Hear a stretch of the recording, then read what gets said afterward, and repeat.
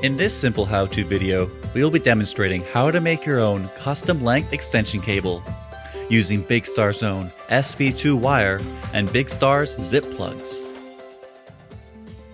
First, using your wire cutters, make a 1 cm incision to separate the wires. This is to ensure a snug fit into the plug. Pull the plastic encasing to cover the exposed copper and insert the wire into the plug, making sure the rib side of your wire is to the right. Apply pressure and slide the protective covering onto the plug. Sometimes it is useful to use the handles of your wire cutters for this application, as it can be a bit sticky. Now cut the extension cable to your desired length and just rinse and repeat. Split the wires, pull the plastic covering over the copper, insert the wire into the plug, rib side right, apply pressure, and that's it. You've just made a custom length extension cable.